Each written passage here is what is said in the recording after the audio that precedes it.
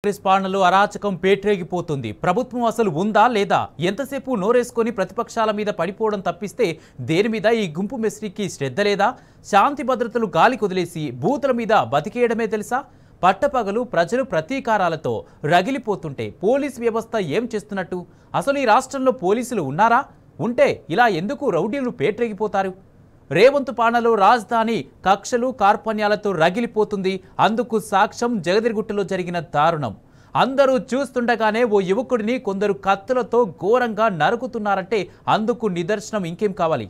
స్నేహితుల మధ్య జరిగిన గొడవ ముదిరి హత్యకు దారితీసింది. అది కూడా కత్తులతో తెగ నరుకుతుంటే ఎవ్వరూ దాన్ని అడ్డుకోలేకపోయారు. పోలీసులు కూడా కాస్త దూరం నుంచి ప్రేక్షక పాత్ర పోషించారు. ఈ సర్కారు నిర్లక్ష్యానికి అన్యాయంగా ఓ యువకుడు బలైపోయాడు. కత్తిపోట్లకు గురై కన్నుమూశాడు. ముమ్మాటికి ఇది సర్కారీ హత్యే.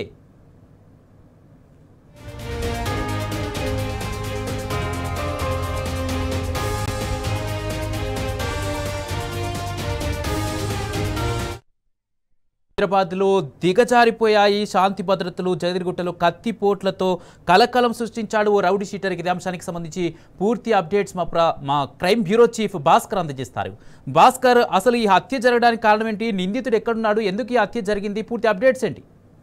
జగదిరిగుట్ట పోలీస్ స్టేషన్ పరిధిలో లాస్ట్ బస్ స్టాప్ లో రోషన్ సింగ్ 26 సంవత్సరాలతో జరిగినటువంటి హత్య కేసులో గాయపడ్డటువంటి అతను గాంధీ హాస్పిటల్ చికిత్స పొందే చెందడం జరిగింది. రోషన్ 26 సంవత్సరాల వయసున్నటువంటి బాధితుడు బాలనగర్ పిఎస్ లో రౌడీ షీటర్ గా ఉన్నాడు. హత్యాయత్నం చేసినటువంటి వ్యక్తి బాలేశ్వర్ రెడ్డి కూడా ఆయన 23 సంవత్సరాలు జగదిరిగుట్ట పోలీస్ స్టేషన్ పరిధిలో సైతం ఆయన రౌడీ షీటర్ గా ఉన్నాడు. బాలేశ్వర్ రెడ్డి ఫ్రెండ్ మహమూద్ తో కలిసి ఇద్దరు హత్యాయత్నానికి పాల్పడ్డారు. వీరు ముగ్గురు గంజాయి బ్యాచ్ గా చెప్తా ఉన్నారు పోలీసులు.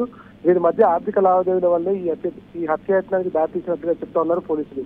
కేసు దర్యాప్తులో మరిన్ని వివరాలు బయటపడేటువంటి అవకాశం కనిపిస్తోంది. తీవ్రంగా గాయపడినటువంటి రోషన్ జగదిరిగుట్ట లాస్ట్ బస్ స్టాప్ లో గల మెడిసిటీ హాస్పిటల్ తరలించి పరిస్థితి విషమించడంతో గాంధీ హాస్పిటల్ తరలించారు. గాంధీ హాస్పిటల్ తరలించిన క్రమంలోనే రోషన్ సింగ్ చనిపోయినట్టుగా చెప్తున్నారు. ఈ మొత్తం వ్యవహారంలో పోలీసుల ఒక రకమైనటువంటి అనుమానాలు కలుగుతా ఉన్నాయి. ఇద్దరు రౌడీ షీటర్లు అని చెప్తా ఉన్నారు, వాళ్ళు గంజాయి బ్యాచ్ అని చెప్తా ఉన్నారు. కానీ వాళ్ళ పైన ప్రత్యేక నిఘాలు పెట్టడం మాత్రం మర్చిపోయారు. రాష్ట్రంలో పూర్తిగా లా అండ్ ఆర్డర్ అయితే పూర్తిగా కనుమరుగైపోయిందని చెప్పుకోవచ్చు. ఎందుకంటే పగలు నడి రోడ్డు మీద జగదిరిగుట్ట పోలీస్ స్టేషన్ పరిధిలో జరిగినటువంటి ఈ ఇన్సిడెంట్ చూస్తా ఉంటే ప్రజలు భయభ్రాంతులకు గురయ్యేటువంటి అవకాశం కనిపిస్తా ఉంది. ఈ నేపథ్యంలో పోలీసులు మాత్రం అంతా జరిగిన తర్వాత సినిమా ఎండింగ్ లో మొత్తం హీరో విలన్ మధ్య ఫైట్ అయిపోయిన తర్వాత పోలీసులు వచ్చి కదా వాళ్ళ అరెస్ట్ కోసం వచ్చినటువంటి తిరిగా లాస్ట్ లో ఇన్సిడెంట్ జరిగిన 2.5 గంటల తర్వాత సంఘటనా స్థలానికి పోలీసులు రావడం, అక్కడ క్లూస్ టీమ్స్ పిలవడం, ద గ్రేట్ డీసీపీని కూడా సంఘటనా స్థలానికి పిలుచుకురావడం. ఈ వ్యవహారం అంతా చూస్తా ఉంటే పోలీసుల్లో లా అండ్ ఆర్డర్ ని కాపాడలేనటువంటి కొంత ఉద్యోగం చేద్దామని కాకి యూనిఫామ్ వేసుకున్నాం అనేటువంటి ఫీలింగ్స్ కూడా మర్చిపోయినట్టు కనిపిస్తుంది. గత 2 సంవత్సరాలుగా పోలీసుల్లో ఈ ఆత్మస్థైర్యం లేకుండా పోతుంది అనేటువంటి కనిపిస్తోంది.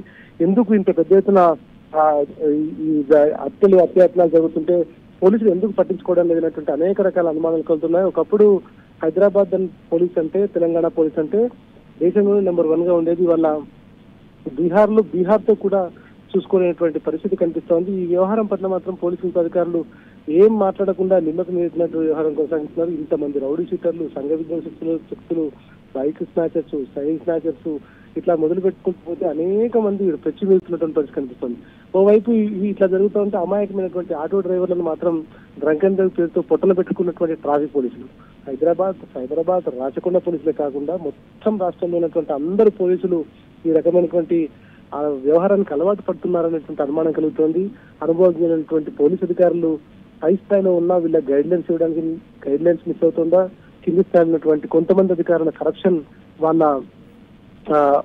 కరప్షన్ వ్యవహారం ఎక్కువ కావడంతో వాళ్ళు ఉద్యోగాలు చేయాలన్నటువంటి విధిని మర్చిపోయారన్నటువంటి కనిపిస్తోంది. ఏది ఏమైనా ఇవాళ గంజాయి batch, whitener batch, offender batch, chain snatcher offender, vehicle offender, 2 wheeler offender ఇట్లా మొదలుకొని పోతే చాలా మంది ఈ వ్యవహారంలో రోడ్లపైనే భయం లేకుండా పోతుంది. కేవలం దీనికి పోలీసింగ్ అంటే భయం లేకపోవడం, ఫ్రెండ్లీ పోలీసింగ్ గా ఉండాలి కానీ వాళ్ళ నేరస్తుల పట్ల కఠినంగా ఉండాలనేటువంటి వ్యవహారాన్ని మర్చిపోయినటువంటి పోలీసులు వాళ్ళని విచ్చలవిడిగా వదిలిపెట్టడం, ఎక్కడికక్కడ ఇంటర్సెప్టర్ వెహికల్స్ కనిపించకపోవడం, విజిబుల్ పోలీసులు లేకపోవడంతోనే ఇవన్నీ జరుగుతా ఉన్నాయి. గతంలో కేసీఆర్ తీసుకొచ్చినటువంటి ఇంటర్సెప్టర్ వెహికల్స్ కావచ్చు, విజిబుల్ పోలీసింగ్ కావచ్చు, రేవంత్ రెడ్డి అధికారంలోకి రాగానే వాళ్ళందరినీ డిస్ట్రాయ్ చేయడంతో క్రిమినల్స్ లో భయం పోయింది. రోడ్ల మీదకి విచ్చలవిడిగా రావడంతో అనేక రకాలుగా వాళ్ళు చేస్తున్నటువంటి వ్యవహారాలకు పూర్తిగా అడ్డు లేకుండా పోతుందనేటువంటి మాత్రం చాలా స్పష్టంగా కనిపిస్తోంది. ఇది ఇప్పట్లో కంట్రోల్ చేయకపోతే, ఇంతలో కంట్రోల్ కాకపోతే రానున్న రోజుల్లో తీవ్రమైనటువంటి వ్యతిరేకత ఎదురయ్యేటువంటి అవకాశం అయితే కనిపిస్తోంది. ఏది ఏమైనా దీనిపైన యాక్షన్ తీసుకోకపోతే రాబోయే రోజులలో తెలంగాణ ప్రజల నుంచి తీవ్రమైనటువంటి వ్యతిరేకత పోలీస్ డిపార్ట్మెంట్ ఎదుర్కోక తప్పదనేటువంటి మాత్రం చాలా స్పష్టంగా కనిపిస్తా ఉంది. సురేష్.